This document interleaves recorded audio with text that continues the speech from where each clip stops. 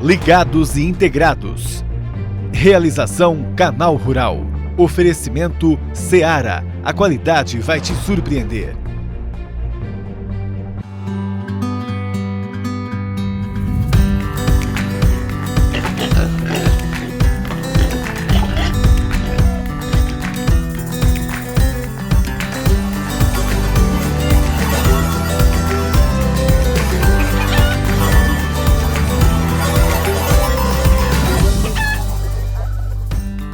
Bom dia, bem-vinda, bem-vindo. O nosso programa repercute a partir de agora o que meteorologistas alertam. Tem um novo ciclone se formando na região sul do Brasil.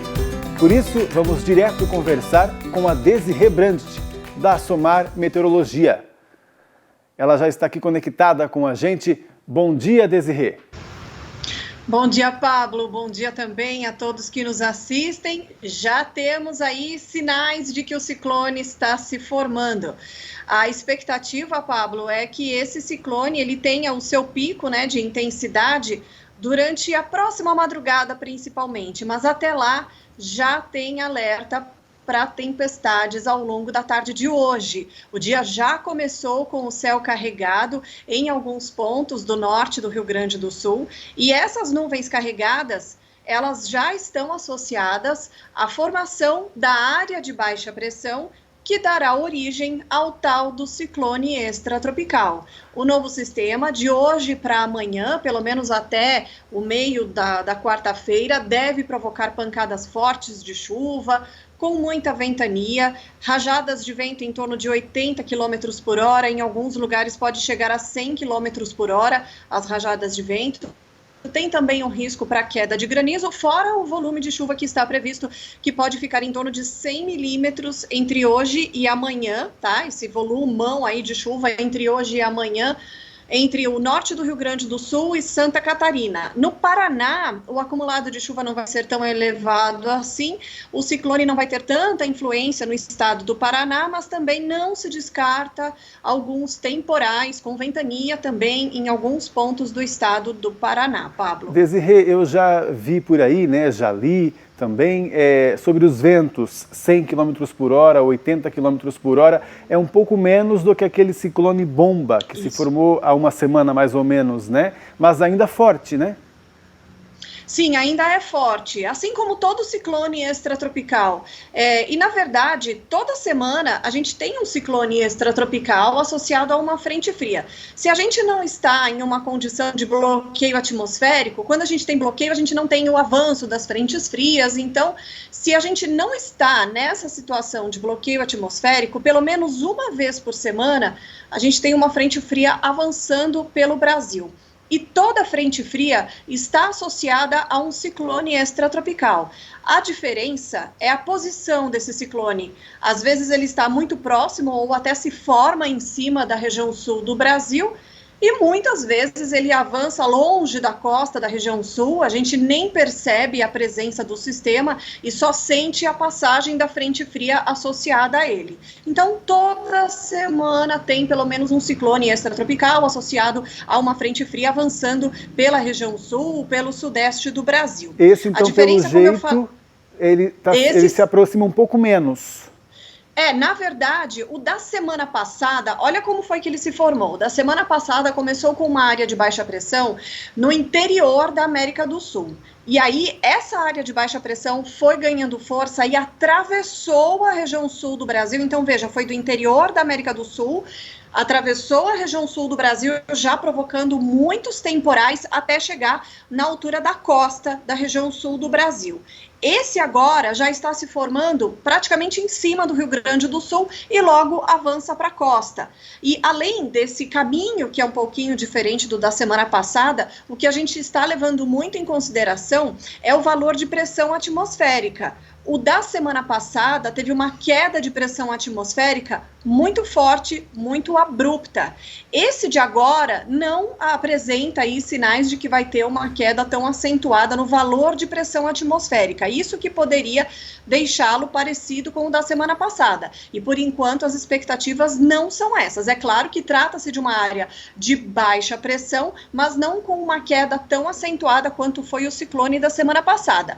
Nisso ele já fica bem diferente do fenômeno da semana passada. De qualquer forma, um ciclone extratropical, ele é caracterizado por provocar, quando ele está perto aqui da costa ou até se forma em cima da região sul do Brasil, a grande característica é provocar temporais com muita ventania, com queda de granizo e muitas vezes também com grandes acumulados de chuva. Isso é o normal para um ciclone extratropical. É que o da semana passada foi um pouco atípico, eu diria, entre aspas, por conta da queda abrupta no valor de pressão atmosférica. Foi essa a grande característica do ciclone da semana passada. Esse não vai ser assim. Vai ser um ciclone que a gente tem aqui passando pelo sul do Brasil, muitas vezes ao longo do inverno, principalmente. Ah, certo, então. Chuvas também muito diferentes da semana passada, falou em 100 milímetros, né? Semana passada a gente também teve grandes acumulados de chuva. Em relação ao acumulado de chuva, está muito parecido.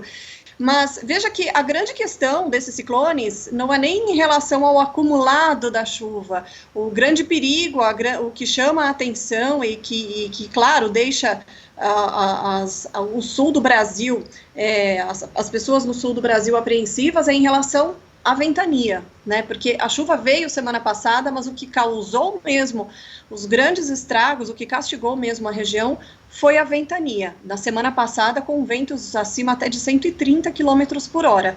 O de hoje para amanhã vai provocar algumas rajadas de vento, mas essas rajadas vão ficar entre 80 e 100 km por hora, que é uma baita ventania, mas não é como na semana passada. Você falou até que toda semana isso pode ocorrer por conta, imagina, até da movimentação da Terra. Estou aqui imaginando como um aluno de ciências, tá, Desirê? Mas aí o que poderia, então, a partir da semana que vem, diríamos assim, né, bloquear essa situação? Sei que você falou da pressão aí, né, mas por acaso também já há uma previsão de que isso vá diminuindo semana a semana? Semana que vem tem chuva de novo, não tem previsão para um ciclone extratropical perto ou em cima do sul do Brasil, porque tem até a possibilidade de chover, mas tudo indica que o ciclone da semana que vem, ele vai avançar bem longe da costa. Então, o que a gente vai sentir na semana que vem são algumas áreas de instabilidade, uma frente fria avançando, mas a área de baixa pressão, que poderia ser algo que dando origem a um ciclone, vai estar um pouquinho mais distante da costa, e é por isso que para a semana que vem não tem previsão de chuva muito forte e também não tem previsão de muita ventania. O destaque fica mesmo para esta semana. Tá certo, então. Desirê, muito obrigado, tá, pela sua participação. Bom trabalho aí para você. Um bom dia para vocês também. Foi um prazer, Pablo. Até a próxima. Até uma próxima, querida. Tchau, tchau. E agora vamos ver como fica o tempo em outras partes do Brasil que, diferente do Sul, enfrentam aí uma secura, né? A Priscila Paiva conta pra gente. Bom dia, Pri. Olá, Pablo. Boa terça-feira para todos nós. Hoje eu trouxe um case interessante. Eu quero falar de algumas cidades de Mato Grosso que não recebem chuva há mais de 50 dias, como é o caso de Sorriso. Você sabe que é comum nessa época do ano não chover. É tempo seco mesmo, o que tem ajudado bastante a colheita do milho segunda safra em todo Mato Grosso e Goiás. Só pode chover de forma muito fraca nos próximos dias no sul de Mato Grosso do Sul. E a gente sempre fica de olho no andamento da safra de milho e da colheita para os nossos avicultores, afinal é insumo importante ali para a produção. E a gente vai ver que para os próximos dias nada vai afetar essa colheita. Aliás, só existe previsão de chuva para algumas áreas de Mato Grosso, Goiás e até mesmo norte de Mato Grosso do Sul lá para o fim de outubro. É isso mesmo, depois do início da primavera, então vai demorar bastante para a gente ter chuva significativa. Sorriso tem um gráfico assim, sem nenhum milímetro de chuva sequer, e esse gráfico vai se repetir em agosto, vai se repetir em setembro e até mesmo no início de outubro, como eu disse. Outra cidade que está com o tempo bastante seco e a última chuva só aconteceu no início de junho foi Balsas.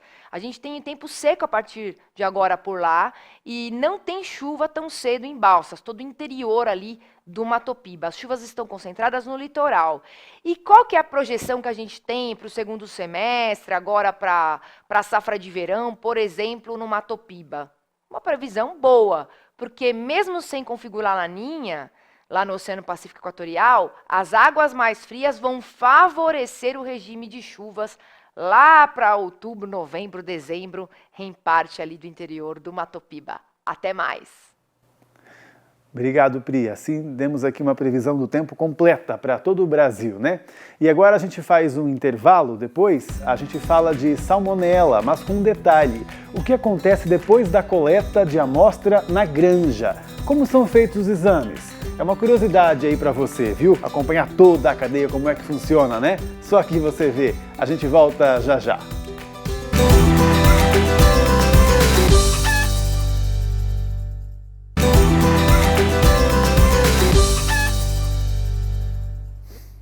Ligados e integrados de volta para você nessa terça-feira, vamos falar do mercado interno de carne de frango. As vendas cresceram em junho, inclusive na segunda quinzena, o que não é muito comum, né? Porque os brasileiros aí já têm menos dinheiro, geralmente na segunda quinzena. Mas provavelmente os consumidores estão buscando a carne de frango por ser mais barata que as outras. No atacado da Grande São Paulo, o frango inteiro congelado teve média de R$ 4,40, alta de 7,3% em comparação com maio desse ano também. Para o produto resfriado, a valorização foi ainda maior, de 11,7%, com preço médio de R$ 4,42. Parte da indústria já aumentou a compra de lotes, avanço de 17,5%, com o animal vivo vendido a R$ 3,42 o quilo. Muito bom para quem produz frango, né? E a gente sempre dá dicas aqui de sanidade para evitar a salmonela, por exemplo, trabalho que a indústria brasileira está dando exemplo. E hoje, em nível de curiosidade mesmo, que tal a gente ir além? Ver como funciona tanto a coleta das amostras nas granjas, como a análise em laboratório. Nossa equipe, junto com a equipe de veterinários da indústria, nessa parceria de sucesso que temos, né, resolveu mostrar para você. Então, quem conta é a repórter Júlia Fabre. Bom dia, Júlia. Bom dia, Pablo. Bom dia a todos. A gente sempre fala por aqui sobre os cuidados dos avicultores durante o manejo para manter as aves livres de contaminação. A gente também destaca que os cuidados continuam nos abatedouros. Tudo isso para garantir a segurança e a qualidade da carne que a gente come. Mas afinal, a temida salmonela. Será que só de bater o olho nos aviários já dá para saber se tem alguma coisa errada com alguma ave ou com o lote todo? Hoje nós vamos conhecer o minucioso trabalho realizado nos laboratórios, onde amostras vindas dos galpões são analisadas para detectar se há presença de salmonela.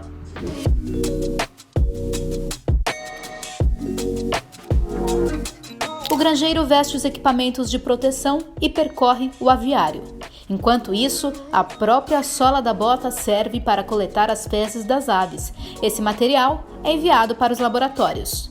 Bom dia, me chamo Sabine, sou médica veterinária coordenadora do Laboratório de Saúde Animal da Unidade de São José, Santa Catarina. Além do nosso, também existem os laboratórios de Ceará, Montenegro e Nuporanga, todos eles acreditados pelo Inmetro, de acordo com o padrão internacional da norma ISO 17025. Entre as diversas análises voltadas ao diagnóstico de doença nas aves, o laboratório tem como principal análise a detecção da salmonela. Hoje vamos falar um pouquinho de como procedemos essa análise aqui dentro. Recebemos a amostra e realizamos análise crítica das condições das mesmas.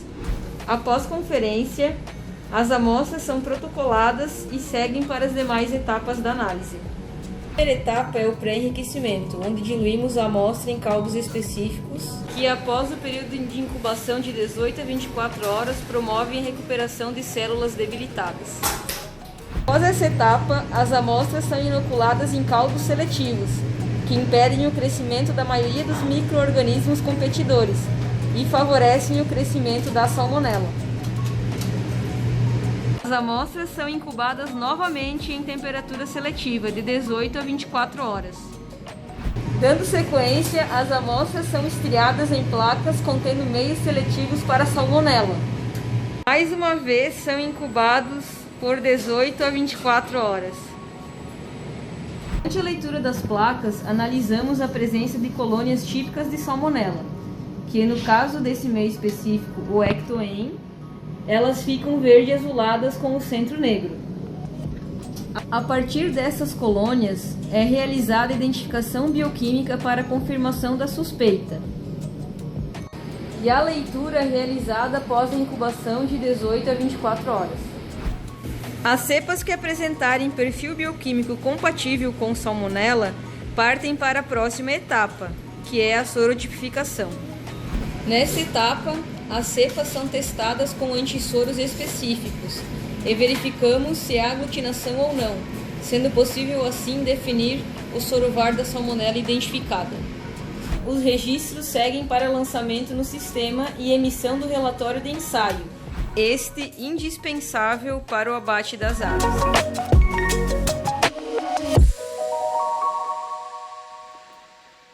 E eu fiquei com bastante dúvidas aqui, mas já tenho um amigo para responder para a gente, como sempre.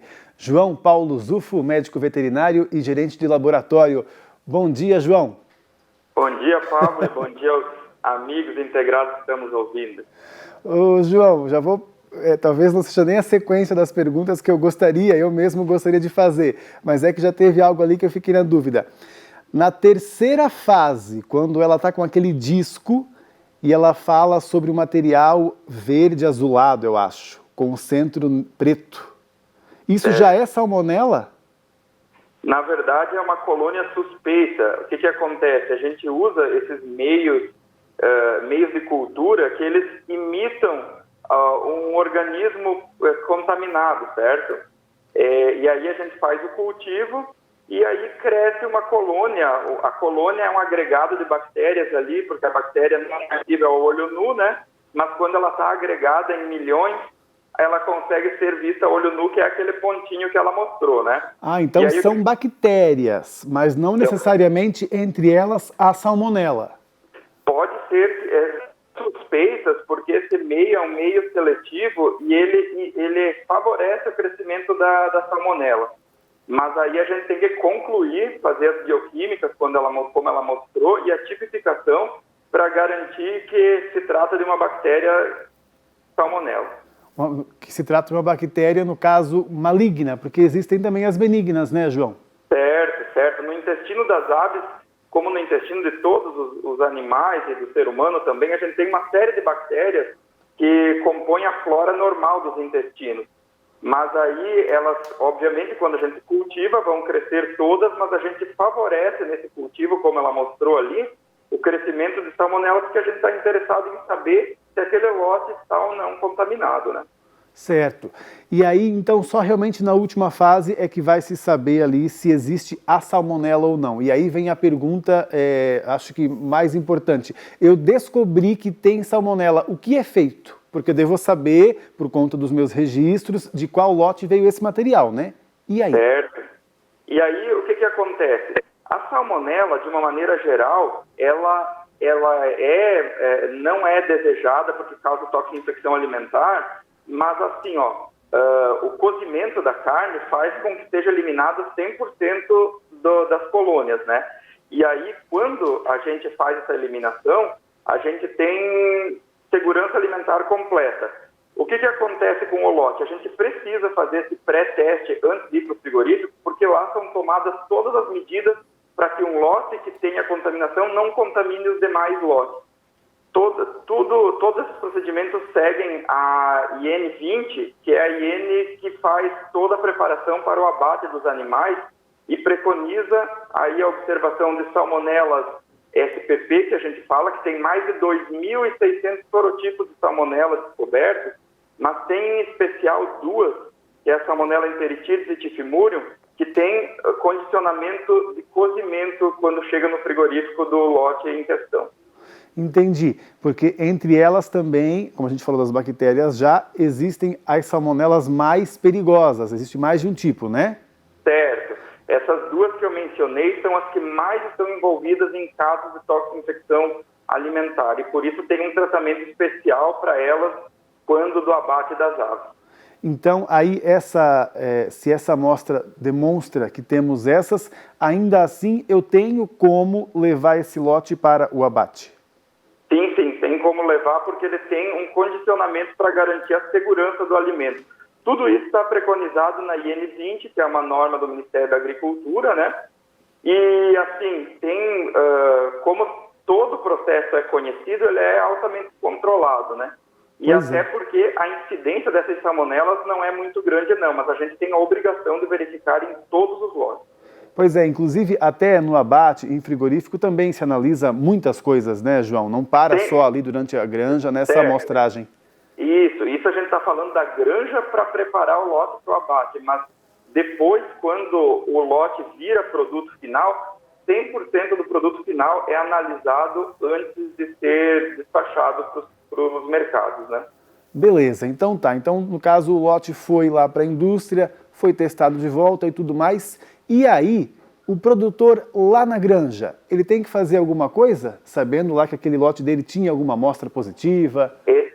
Excelente pergunta, Pablo. É o seguinte, existe todo um processo para preparar o próximo lote do alojamento que o produtor precisa fazer na granja. Normalmente, no intervalo sanitário que a gente chama, que é o tempo entre a apanha do lote que foi para o abatedouro e o recebimento do novo lote de pintinhos, existem uma série de procedimentos que são feitos nas granjas para preparar o galpão para receber os pintinhos. Em casos onde a gente tenha uma positividade no lote anterior, a gente tem um cuidado redobrado porque a gente precisa eliminar 100% das possíveis salmonelas que estejam naquele ambiente. E esse é todo um cuidado que o médico veterinário sanitarista e o extensionista que atendem aquele integrado orientam para ser feito no intervalo entre lotes. Tá certo. Todos esses procedimentos aí, né? Comenta pra gente sobre como o Brasil tá em comparação até com outros países. Como é que se chegou nesse nível aí de análise, hein, João? O Brasil está numa condição muito boa comparado a demais países, porque o Brasil atende o mercado europeu, que é o mercado mais exigente nesse quesito. O que acontece? Como eu falei antes, a salmonela, embora esteja presente, ela não é uma ameaça tão violenta na toxinfecção alimentar, porque ela é controlada em todas as etapas que a gente comentou, né? Mas a presença dela é muito controlada e pelos mercados que o Brasil atende, inclusive o mercado interno, né, existem níveis bem baixos de salmonela e quando ela aparece, a gente tem maneiras aí de mitigar as positividades e fazer com que o produto seja seguro, né? Realmente, né? É difícil hoje em dia a gente ouvir alguém reclamando sobre isso, né, João? Obrigadão pela sua participação, viu? Bom trabalho aí para você. Obrigado pela oportunidade e um abraço a todos aí. Legal, até a próxima. E agora a gente fala de carne suína, mas não é um tema técnico como esse que falamos agora sobre os frangos. É uma daquelas dúvidas. Essa proteína é vermelha como a bovina ou branca como frango e peixe? Tem quem ache uma coisa, tem quem ache outra. Vamos então esclarecer de vez, porque você sabe, aqui a gente desmistifica tudo, como o fato de que focinho de porco não é tomada.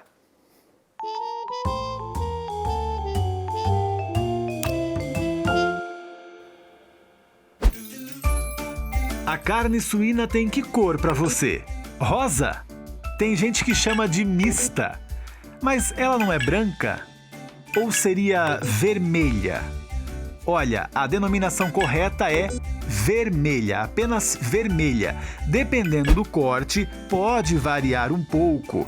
Ela fica mais clara que a bovina e mais escura que a do frango e bem mais escura que a do peixe, né? Vamos entender melhor do ponto de vista científico.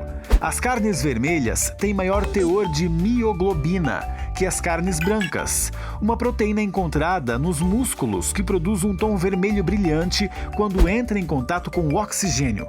Ou seja, a carne suína apresenta menor concentração de mioglobina em relação à carne bovina, mas maior concentração em relação à carne de frango ou peixe. Ou seja, é vermelha, mas muito particular, né?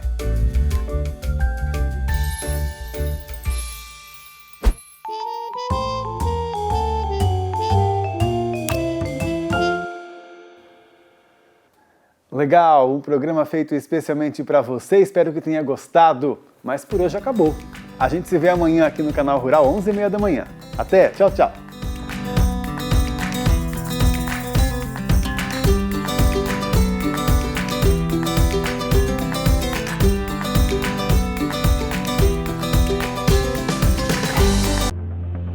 Ligados e integrados. Realização Canal Rural. Oferecimento Seara. A qualidade vai te surpreender.